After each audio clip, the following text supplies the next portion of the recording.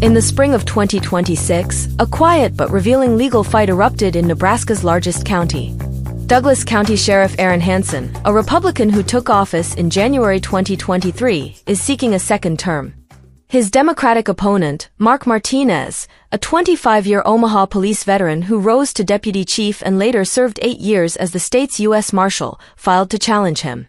What should have been a straightforward contest turned into a courtroom battle over one question: does a retired law enforcement professional still possess the state certification required to run for sheriff? Nebraska law, strengthened by LB 894 in 2024, demands that sheriff candidates hold a certificate from the Nebraska Commission on Law Enforcement and Criminal Justice. The Douglas County Republican Party objected, pointing out Martinez's certificate had been inactive since 2009. The county election commissioner agreed and removed him from the ballot. Martinez appealed to the Nebraska Supreme Court. On March 18, 2026, Justice William Castle ruled the statute requires only possession of the certificate, not active status. Martinez stays on the ballot. Hanson and Martinez will face off in November. The episode is more than partisan gamesmanship. It forces Nebraskans to confront a deeper structural issue. When a legislature requires government-issued professional certification as a precondition for appearing on the ballot, it hands a gatekeeping power to the very insiders the office is supposed to oversee. Sheriffs are elected executives, not appointed bureaucrats. The U.S. tradition, rooted in state constitutions and the First Amendment's ballot access protections, has long favored letting voters, not credentialing boards, decide fitness for office. Yet Nebraska now requires every sheriff candidate to clear a hurdle controlled by the Police Standards Advisory Council, PSAC, a body composed of 8 law enforcement officials and only 1 citizen. All Nebraska officers train at the NLETC Academy in Grand Island. The council approves the curriculum, admission standards, and decertification.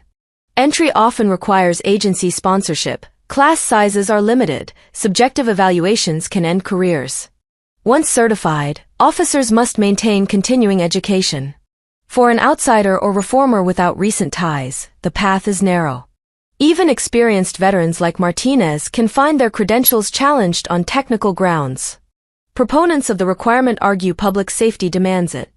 A sheriff commands deputies who carry guns, run a jail, and make life-altering decisions. Requiring basic academy training is no different from demanding a medical license for a health department director. The 8-month post-election grace period for additional sheriff-specific training provides flexibility.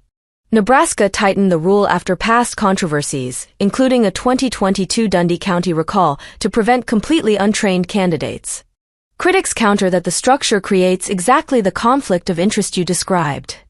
The people who benefit from qualified immunity, union protections, pension rules, and internal disciplinary leniency now help decide who can even seek the job of supervising them. A legislature dominated by one party, or influenced by law enforcement lobbying, can erect barriers that look neutral but function as political filters. Admission to the academy can be bottlenecked by no funding, class full, or background issues. Once inside, subjective professional attitude standards can remove candidates. The single academy model eliminates competition and alternative pathways. The result: a system that can weed out reformers before voters ever see their names. This is not abstract theory. In Douglas County, the GOP used the certification statute as a litigation weapon to try to clear the field for their incumbent. The Supreme Court blocked it, but only because the 2024 law omitted the word active. A future legislature could add that word tomorrow.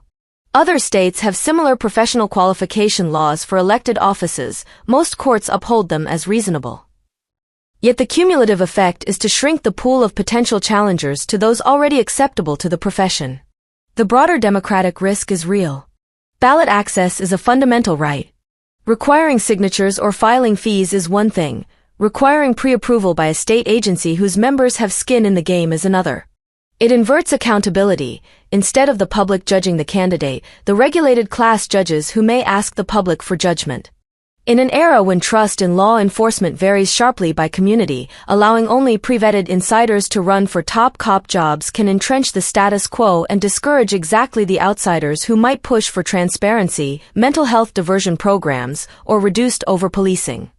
Nebraska's voters now have a concrete choice in November.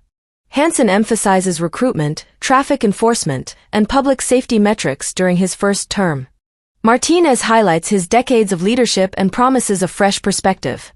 The certification fight itself has become a campaign issue. One side calls it rule of law enforcement, the other calls it incumbent protection.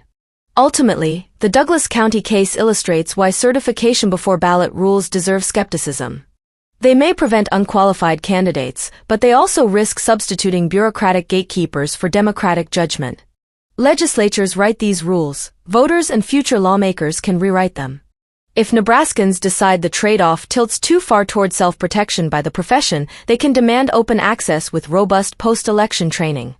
Until then, every challenger will face the same hurdle Martinez just cleared, proving not only that they can win votes, but that the state's law enforcement establishment will let them onto the ballot in the first place.